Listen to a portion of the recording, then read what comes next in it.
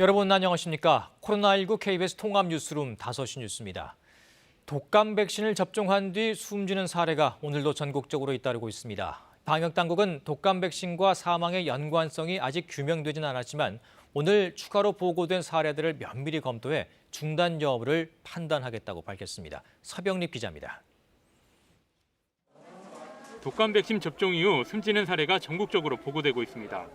서울에서는 70대와 80대 남성 각각 1명과 50대 여성이 독감 백신을 맞은 후 숨졌습니다. 인천에서는 지난 16일 17세 남성이 사망한 이후 74세 남성 1명이 오늘 추가로 확인돼 2명의 사망자가 나왔습니다. 강원도에서는 춘천에서 어제 접종을 받은 79세 남성이 숨졌습니다. 경북 성주와 안동에서는 70대 여성 각각 1명이 접종 후 사망한 사례로 보고됐습니다. 대구에서도 78세 남성과 80대 여성 등 2명이 독감 백신 접종 후 숨졌습니다. 경남 창원과 통영에서도 70대 3명이 독감 백신 접종 이후 숨진 것으로 확인됐습니다. 대전에서도 82세 남성과 70대 여성 등 2명의 사례가 보고됐습니다. 전북 고창과 임실에서도 77세 여성과 80대 남성이 숨졌고 전남 목포와 순천에서도 80대 남성과 90대 여성이 숨진 것으로 확인됐습니다. 현재까지 독감 백신 접종 후 사망한 사례는 최소 20건이 넘으며 대부분은 당뇨와 고혈압 등 기저질환이 있는 고령층인 것으로 확인됐습니다. 오늘 국회 보건복지위원회 종합감사에 출석한 정은경 질병관리청장은 독감 백신 접종 이후 사망자가 잇따르는 것과 관련해 아직 백신 접종과 구체적인 연관성이 확인되지 않았다며 예방접종 사업을 중단할 상황은 아니라고 밝혔습니다. 하지만 사망 사고가 계속 늘고 있는 만큼 사례들을 면밀히 검토해 접종 사업 중단 여부를 결정하겠다고 덧붙였습니다. 박능우 보건복지부 장관도 백신의 생산 과정과 유통, 분배, 접종까지 면밀히 들여다보겠다고 말했습니다. 보건복지위원회 최현숙 의원은 국정감사에서 안전성을 규명하기 위한 역학조사와 부검 결과가 나오기 전까지라도 예방접종을 중단해야 한다고 주장했습니다. KBS 뉴스 서병립입니다. 사회적 거리 두기가 1단계로 완화된 지 열흘이 된 가운데 코로나19 신규 확진자 수는 다시 세 자릿수를 기록했습니다. 특히 병원과 요양시설 등을 중심으로 확진자 규모가 늘고 있습니다. 김민지 기자입니다. 오늘 0시 기준 국내 코로나19 신규 확진자 수는 121명입니다. 지난 15일 이후 일주일 만에 다시 세 자릿수대로 늘었습니다. 이 가운데 국내 발생은 104명, 해외 유입은 17명입니다. 국내 발생 확진자가 100명을 넘어선 것도 지난달 24일 이후 약 한 달 만입니다. 지역별로 보면 경기가 62명으로 가장 많았고 서울 18명, 충남 11명, 부산 5명 등입니다. 병원과 요양시설 관련 확진자가 꾸준히 늘고 있습니다. 경기 군포시 병원과 안양시 노인주간보호센터 관련 오늘 12시 기준 모두 26명이 확진됐습니다. 경기 광주시 SRC 재활병원 관련해서는 20명이 추가돼 누적 확진자는 106명입니다. SRC 병원은 아직 최대 잠복기에 내에 있으며 추가적인 환자 발생이 있을 수 있다고 판단하고 있습니다. 서울 관악구 삼모스포렉스 수영장 관련 확진자도 모두 10명으로 늘었고 경기 양주시 섬유회사와 관련해 지금까지 7명의 확진자가 발생했습니다. 방역당국이 수도권 내 요양병원 종사자 등에 대해 전수검사를 진행 중인 가운데 서울시는 영등포구 소재 요양병원에서 확진자 1명을 찾았다고 전했습니다. 한편 방역당국은 흡연이 폐기능과 면역 기능을 손상시킬 수 있어 코로나19에 대한 저항력이 떨어질 우려가 있다고 경고했습니다. KBS 뉴스 김민지입니다. 유럽에서는 코로나19 확산세가 걷잡을 수 없이 커지자 봉쇄 조치를 최고 수준으로 강화하고 있습니다. 미국도 상황이 마찬가지인데 최근 중단됐던 미국 내 코로나 백신 최종 임상시험이 이르면 이번 주 안으로 재개될 것으로 전해졌습니다. 이호월 기자의 보도입니다. 체코 정부가 오늘부터 병원과 약국, 마트 등 생활 필수 업종을 제외한 상점 영업을 다음 달 3일까지 2주간 중단시켰습니다. 출퇴근과 생필품 구입, 병원 방문 등을 제외한 이동도 제한해 사실상 전면 봉쇄 조치와 다름없습니다. 체코의 하루 신규 확진자는 10,000명을 넘어서며 최고치를 기록했고 검사 인원의 30%가 확진될 정도로 가을철 확산세가 가파릅니다. Bohužel ty opatření, které jsme udělali v minulých týdnech, nesploštily tu křivku nárůstu. A vypadá to, že zatím nefungují. 스페인과 프랑스는 하루 신규 확진자가 2만 명 안팎 증가하며 누적 확진자 수 100만 명을 잇따라 넘어섰습니다. 영국도 하루 2만 6천여 명으로 하루 최다 확진 기록을 갈아치우면서 잉글랜드 북부 지역에 코로나19 최고 경보를 발령했습니다. 하루 신규 확진자가 처음 1만 명을 넘어선 독일에선 보건장관이 확진 판정을 받으면서 내각에 비상이 걸렸습니다. 미국에선 하루 사망자 수가 최다 기록을 경신한 주가 6곳에 이릅니다. 하루 6만 명대인 미국의 신규 확진자는 1, 2주 뒤 7만 명까지 급증할 것이라는 전문가들의 경고도 나왔습니다. I think we're about 2 or 3 weeks behind Europe, so we're about a week away from starting to enter a period where we're going to see a rapid acceleration in cases. 이런 가운데 그동안 중단됐던 아스트라제네카와 존슨앤존슨의 미국 내 코로나19 백신 최종 임상 시험이 이르면 이번 주 재개될 것이라고 백악관 관계자가 전했습니다. KBS 뉴스 이호울입니다. 윤석열 검찰총장이 출석한 대검찰청 국정감사에서 라임 옵티머스 사건을 두고 거센 공방이 오갔습니다. 윤 총장은 라임 사건을 최선을 다해 수사하고 있다면서 추 장관의 수사 지휘권 발동은 비상식적이라고 말했습니다. 조태흠 기자입니다. 윤석열 검찰총장은 국감 시작부터 나온 라임 옵티머스 사건 질의에 최선을 다해 수사하고 있다고 했습니다. 야권 정치인 관련 의혹도 제 식구 감싸기란 말이 안 나오게 철저히 하라고 지시했다고 말했습니다. 추미애 장관의 수사지휘권 발동에 대해선 작심한 듯 불만을 쏟아냈습니다. 법무부 입장문을 두고 중상모략이라고 한 건 쓸 수 있는 가장 점잖은 단어였다고 했고, 검찰총장은 법무장관의 부하가 아니라며 범죄자 얘기를 듣고 총장 지휘권을 박탈하는 건 비상식적이라고 주장했습니다. 거취 문제에 대해선 어떤 압력이 있어도 소임은 다하겠다며 물러날 뜻이 없음을 분명히 했습니다. 하지만 민주당 의원들은 윤 총장의 책임론을 집중 제기했습니다. 서울중앙지검이 지난해 옵티머스 사건을 한 차례 무혐의 처분한 건 당시 검사장인 윤 총장 책임이라 했습니다. 또 라임 사건 야당 정치인 의혹을 통상 절차를 건너뛰고 직보받은 건 뭉개기를 위한 것 아니냐는 지적도 나왔습니다. 윤 총장은 왜 선택적 의심을 하느냐, 과거엔 안 그러지 않았느냐 반발하면서 관련 의혹을 부인했습니다. 이런 가운데 민주당 의원들이 윤 총장의 답변 태도와 자료 제출을 문제 삼자 국민의힘 의원들이 추미애 장관 출석 땐 더했다고 맞서면서 고성이 오가기도 했습니다. 산업통상자원부 국감에서도 월성원전 1호기 조기 폐쇄와 감사원 감사를 두고 거친 말이 오가는 등 여야가 격돌했습니다. KBS 뉴스 조태흠입니다. 라임 수사를 담당하던 박순철 서울 남부지검장이 정치가 검찰을 덮었다며 사의를 표명했습니다. 추 장관은 이에 유감스럽다는 입장을 밝혔습니다. 이정은 기자입니다. 의정부지검장 시절 잔고증명서 위조 사건에 연루된 윤석열 검찰총장의 장모를 기소했던 박순철 서울 남부지검장. 추 장관의 수사지휘 사흘 만에 라임 수사에 대한 불신과 의혹을 지켜볼 수 없다며 사의를 밝혔습니다. 박 지검장은 검찰 내부망에 올린 정치가 검찰을 덮었다는 글에서 먼저 김봉현 전 스타모빌리티 회장의 폭로에 대해 운을 뗐습니다.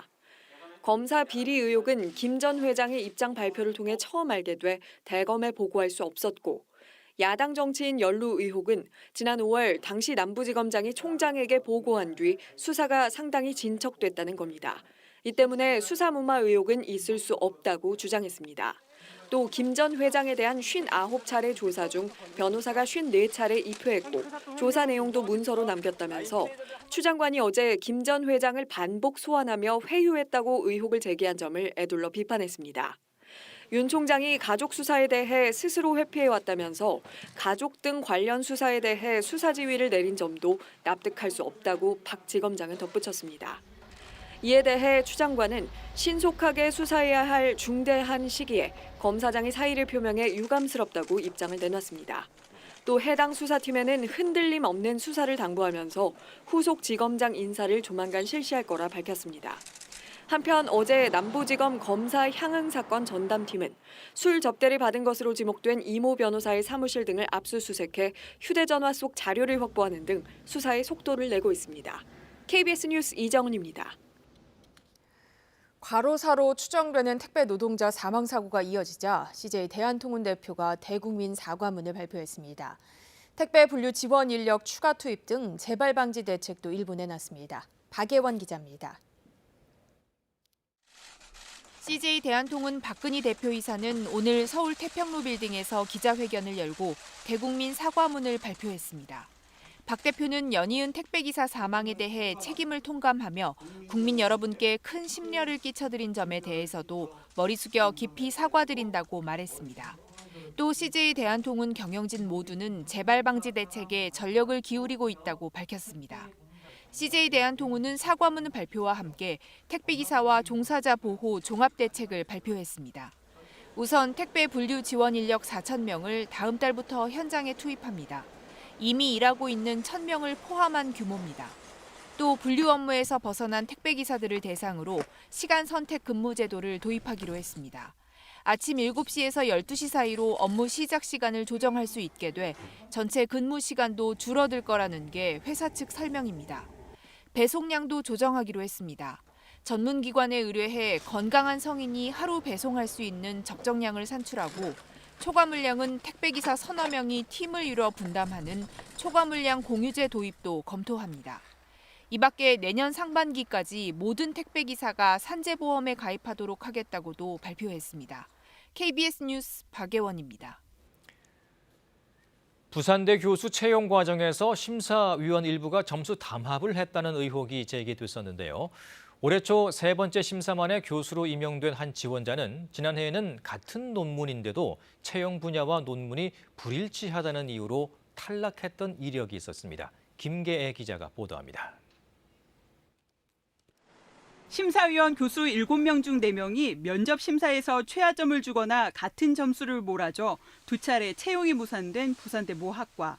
점수 담합 의혹이 제기되자 두 번째 채용 심사 땐 다른 대학 교수 3명이 투입되는 일도 벌어졌습니다. 이후 올해 초 실시된 세 번째 채용 심사, A씨가 최종 임용됐습니다. 그런데 A씨는 지난해 상반기 채용에선 모집 분야와 학위 논문이 불일치해 면접 심사도 치르지 못했습니다. 채용 전형엔 달라진 게 없는데 같은 학위 논문으로 다른 평가를 받은 겁니다. 논문 일치 여부를 봐야 하는데 다른 전공 교수가 심사를 했어요. 자기 전공도 아닌데 어디 그게 되겠습니까? 이 같은 손바닥 뒤집기식 논문 심사는 부산대에서 처음이 아닙니다. 2016년 교육부의 부산대 종합감사에선 약학부 등 3개 학부 교수들이 채용 전형 변동 없이 같은 논문을 불일치해서 일치로 바꿔 심사해 교수 5명이 주의 처분을 받았습니다. 주먹구구식 채용이 반복되고 있지만 대학 차원의 대책 마련은 사실상 없습니다. 교원 채용의 실질적 판단은 학과에서 하고요. TO 배정이라든지 그런 전체적인 관리는 대학 본부에서 합니다. 폐쇄적인 대학과 교수 집단이 불공정한 채용 관행에 대한 도덕 불감증에서 아직도 벗어나지 못하고 있다는 비판이 잇따르고 있습니다. KBS 뉴스 김계입니다. 국방부가 오늘 성주 사드 기지의 공사 장비 반입을 시도하는 과정에서 일부 주민들이 부상을 입어 병원으로 이송됐습니다. 국방부가 오늘 기지에 장비와 물자 등을 반입하려고 하자 사드 반대 단체와 주민 등 70여 명은 사드 성능 개량을 위한 장비라고 주장하며 반대 시위를 벌였습니다. 경찰은 강제 해산을 시도했고 이 과정에서 일부 주민이 부상을 입어 병원으로 이송된 것으로 알려졌습니다. 텔레그램 박사방에서 성착취물을 제작 유포한 혐의로 기소된 조주빈에게 검찰이 무기징역을 구형했습니다. 검찰은 결심 공판에서 피해자들이 피고인을 엄벌해달라고 눈물로 호소하고 있다면서 무기징역과 전자발찌 부착 45년 명령을 선고해달라고 요청했습니다. 검찰은 또 함께 기소된 전직 공무원 등 공범 4명에게는 각각 징역 10에서 15년을, 미성년자인 태평양 이모 군에게는 징역 장기 10년, 단기 5년을 구형했습니다. 올여름 유례없는 긴 장마와 잇따른 태풍으로 농작물 작황이 전반적으로 좋지 않은데요. 이 좀처럼 흔들리지 않았던 쌀값에까지 영향을 끼치고 있습니다. 생산량이 줄면서 수확기 쌀값은 역대 최고를 기록했습니다. 홍정표 기자가 취재했습니다. 가을 거지가 한창인 농촌 진력. 부지런히 벼를 수확하고 있지만 수확량은 예년에 훨씬 못 미칩니다. 지난 여름 유례없는 긴 장마와 잇따른 태풍, 일조량 부족으로 이삭이 잘 패지 못했기 때문입니다. 벼 보면 결실이 부족해가지고 마디기당 석섬골, 원래 늑섬, 닷섬 나던 것이 석섬골 나니까 수확량이 한 30%에서 50% 떨어졌다고 보여야죠. 쌀 생산량은 전국적으로도 지난해보다 3%, 3,600여 톤이 감소할 것으로 농림부는 예상했습니다. 생산량이 줄다 보니 산지 쌀값은 80kg 한 가마에 21만 9,288원으로 지난해보다 14% 이상 올랐습니다. 수확기 쌀값으로는 역대 최고 수준입니다. 보통 산지 쌀값은 10월 초에 가장 높다가 출하가 본격화되면 점차 내려가지만 올해는 오히려 오름세를 보이고 있습니다. 해마다 4,500톤가량을 수매해 판매하던 이 미국 종합 처리장도 올해는 10% 이상 햅쌀 입고가 줄 것으로 예상됩니다. 이미 시장에선 쌀값이 들썩이기 시작했고 매입 단가가 올라 앞으로 시장 가격도 상승할 가능성이 높습니다. 다른 과일이나 채소작물도 마찬가지지만 쌀값에 대한 농가들의 어떤 기대 심리도 많이 있어요. 그래서 금년도에도 쌀값을 아마 몇천 원 이상은 오르지 않을까 그렇게 생각을 하고 있습니다. 정부는 다음 달 최종 매입가를 결정할 예정이지만 다른 농작물에 이어 쌀값까지 안정세를 이루면서 서민 물가를 위협하고 있습니다. KBS 뉴스 홍정희입니다. 요즘 상가 앞에 임대 문의, 이런 안내문을 어렵지 않게 볼 수 있습니다. 코로나 사태가 장기화되면서 폐업하는 자영업자가 속출하고 있는 건데 폐업조차도 쉽지가 않다고 합니다. 정지주 기자가 취재했습니다. 코로나19로 힘든 분들 참 많습니다만 자영업하는 분들 무슨 설명이 필요할까요? 자, 폐업이 속출했습니다. 서울에서만 석 달 동안에 2만여 개 상점이 문을 닫았습니다. 서울 신촌입니다. 문 닫은 가게 찾는 거 어렵지 않습니다. 아예 나란히 닫은 곳도 있죠. 10층짜리 건물에는 4층부터 6층까지 임대한다는 안내문 붙었습니다. 근처 주차장 관리인 얘기를 한번 들어볼까요? 저 건너편이 2층이에요. 한식집 없어졌고요. 저 앞에 없어졌고요. 그다음에 여기 2층 닭갈비 제작소 없어졌지. 3층 없어졌지. 지금 2개가 비어 있어요. 이대 앞 상권도 비슷합니다. 3층짜리 건물은 1층 일부를 빼고는 모두 비었습니다. 도로에 접한 곳이 이 정도니까 골목 가게는 더 설명이 필요 없겠죠. 코로나 된 다음에 이제 서서히 빠지기 시작했죠. 원래는 다 차 있었어요. 정점 수요가 빠져가지고 헤어날 필요가 없어요. 대학가라 더 심할 수도 있습니다만 개업보다 폐업이 많은 것은 분명해 보입니다. 자, 특히 문화업종이 심각한데요. 이 자료를 보면 폐업한 곳이 지난해보다 15% 정도가 늘었습니다. 일단 PC방 같은 게임 관련 업종 가장 많이 줄었고요. 노래방과 유흥 단란주점이 그 뒤를 이었습니다. 반면 음식점 같은 식품 업종은 폐업보다는 종사자 수가 크게 줄었는데요. 자, 보시는 것처럼 10% 정도 줄었습니다. 최대한 버티고 있다는 해석이 가능하다는데요. 벼랑 끝에 몰려서 폐업을 결심해도 문 닫는 것도 만만치 않기 때문입니다. 권리금 내고 장사를 시작했는데 다음 세입자가 없으면 이거 일단 못 건집니다. 문을 닫더라도 임대 기간 끝날 때까지 월세는 또 꼬박꼬박 내야 합니다. 이게 밀리면 결국 보증금을 날리는 거죠. 가게 하며 사용했던 장비, 예컨대 카드 단말기 그런 거 위약금까지 물어야 합니다. 사유가 폐업인데도 제가 다른 이 사용자를 찾지 않으면 위약금을 250만 원을 내야 된다고 250만 원 너무 심하다고 얘기하니까 영업사원분이 그러면 영업사원 재량으로 150에 해주겠다는 식으로. 자, 그래서 정부가 폐업하는 분들 맘고생이라도 덜어드리려고 최대 200만 원까지 폐업 점포 철거비를 지원하고요. 법률 상담도 무료로 하고 있습니다만은 큰 도움은 못 되고 있다는데요. 이런 일이 벌어졌을 때 내가 그냥 포기하고 말지. 이 시점에서 내가 이거 싸우는 비용이 더 들어가겠다.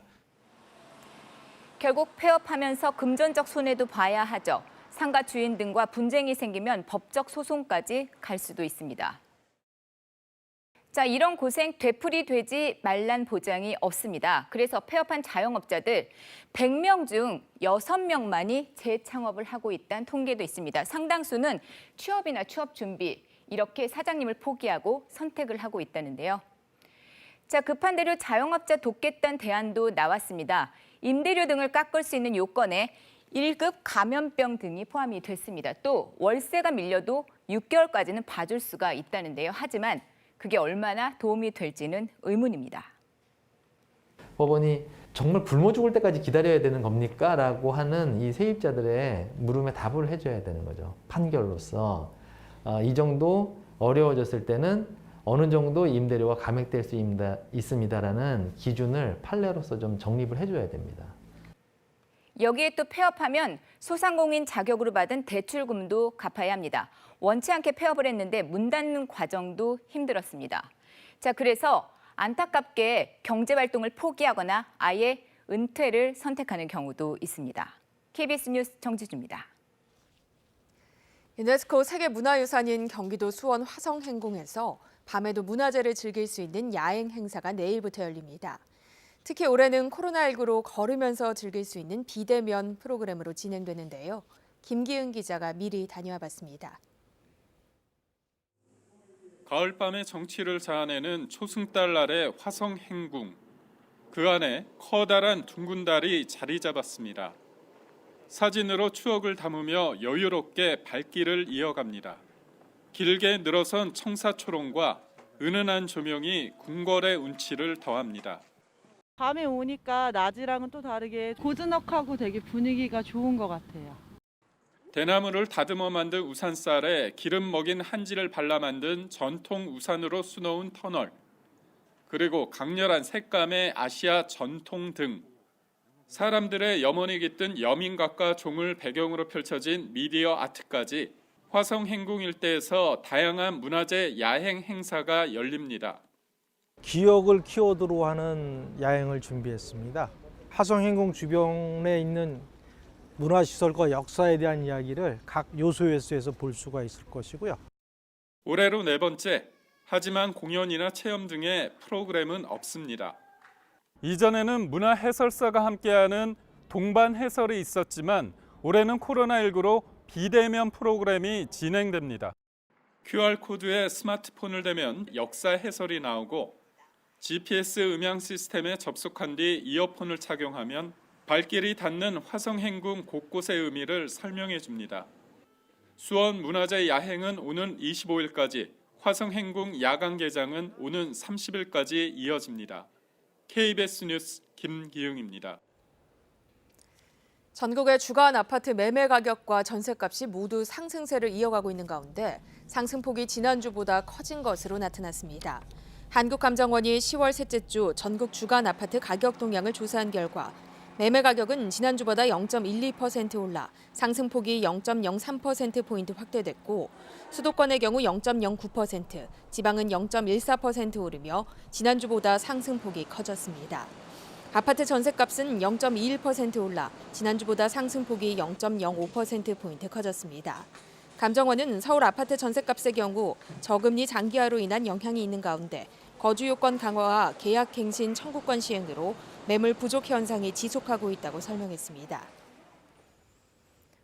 홍남기 부총리 겸 기획재정부 장관은 주식 양도소득세를 부과하는 대주주 기준을 예정대로 10억에서 3억 원으로 강화돼 가족 합산을 개인별로 바꾸는 기존 수정안을 고수하겠다고 국회 국정감사에서 답했습니다. 홍 부총리는 오늘 국회 기획재정위원회의 종합감사에서 더불어민주당 양향자 의원의 질의에 이같이 답하며 양도세 부과 대주주 기준을 10억 원에서 3억 원으로 강화하는 방안은 2년 반 전에 시행령상에 이미 개정된 상태이므로 그대로 갈 수밖에 없다면서 다만 가족 합산은 인별로 전환하는 쪽으로 준비하고 있다고 말했습니다. 이어서 오늘의 주식 시황을 KB증권에서 전해드립니다. KB증권입니다. 대내외 불확실성이 지속되는 가운데 코스피가 외국인의 단독 매도로 4거래일 만에 하락 마감했습니다. 코스닥은 외국인과 기관이 함께 팔자에 나서며 2% 넘게 내렸습니다. 오늘 코스피 지수는 15.81포인트 하락한 2355.05에 코스닥은 17.97포인트 내린 812.7에 마감됐습니다. 미국 재정부양책 협상의 지지부진한 전개에 시장의 관망세가 짙어진 가운데 우리나라의 코로나19 신규 확진자 수가 100명을 넘어서면서 부담은 더욱 가중되는 모습이었습니다. 약세로 출발한 코스피는 장중 2,330선까지 밀려나기도 했지만 기관의 매수 전환에 낙폭을 줄이며 2,350선에서 장을 마쳤습니다. 삼성바이오로직스가 3분기 부진한 실적 전망에 4% 넘게 내렸고 SK케미칼은 글로벌 제약사 아스트라제네카의 백신 임상 참가자 사망 소식에 5% 가까이 하락했습니다. 반면 LG화학이 역대 분기 최고 실적을 달성하며 3% 넘게 올랐고 한편 정부의 일본산 수산물 수입 금지 검토에 수산주가 강세를 보였습니다. 오늘 원달러 환율은 1원 오른 1,132원 90전에 거래를 마쳤습니다. 지금까지 KB증권이었습니다. 희뿌연 먼지가 도심을 뒤덮었습니다. 미세먼지 농도가 연일 오르내리고 있는데요. 중국에서 발원한 황사가 날아들어 오면서 우리나라에서도 미세먼지 농도가 높게 올라 있습니다. 영남 지역을 제외한 대부분 지역에서 미세먼지 농도 나쁨 단계까지 올라 있고 그중에서 전북과 광주는 매우 나쁨 단계까지 치솟아 있습니다. 참고로 경기도, 충남, 전북, 광주, 전남에서는 미세먼지 주의보까지 발효 중인 상황입니다. 이 밖에도 입자가 더 작은 초미세먼지 농도가 높은 곳이 있습니다. 충북과 대전, 전북과 광주, 제주도인데요. 밤까지는 이렇게 미세먼지가 우리나라에 영향을 주겠지만 내일은 북쪽에서 찬 공기가 내려오면서 청정한 대기를 회복할 것으로 전망됩니다. 이 북쪽 찬 공기가 미세먼지 농도를 끌어내리고 또 내일 기온도 끌어내리겠습니다. 이 경기 북부, 강원 일부 지역에는 한파주의보가 발효된 가운데 내일 아침 서울의 경우 4도까지 내려가면서 오늘 아침보다 8도나 낮겠는데요. 이 추위는 모레 아침 절정을 보인 뒤 점차 누그러질 것으로 전망됩니다. 내일 전국이 대체로 맑겠습니다. 쾌청한 하늘이 예상되는데요. 다만 바람이 강하게 불겠고 특히 새벽부터 아침 사이에 강원 북부 동해안 지역에서는 산발적으로 빗방울이 떨어지겠습니다. 강원 산간 지역에서는 낮은 기온에 눈이 날릴 가능성도 있습니다. 내일 아침 기온입니다. 서울이 4도, 청주 6도, 광주 9도, 대구 8도 등으로 오늘보다 2도에서 많게는 8도가량이나 낮겠습니다. 낮 최고 기온은 서울이 13도, 청주 14도, 광주 15도, 대구 16도 등으로 오늘보다 3도에서 5도가량 낮겠습니다. 현재 서해상에는 풍랑특보가 발효 중입니다. 이 풍랑특보는 점차 확대되겠는데요. 내일 바다의 물결이 최고 4m로 매우 거세게 일겠습니다. 모레 새벽에는 호남 서해안과 제주도에 빗방울이 떨어지겠습니다. 그 밖의 지역에서는 대체로 맑은 날씨가 계속될 것으로 전망됩니다. 기상정보였습니다. 코로나19 통합 뉴스룸은 7시 뉴스에서 이어집니다. 시청해주신 여러분 고맙습니다.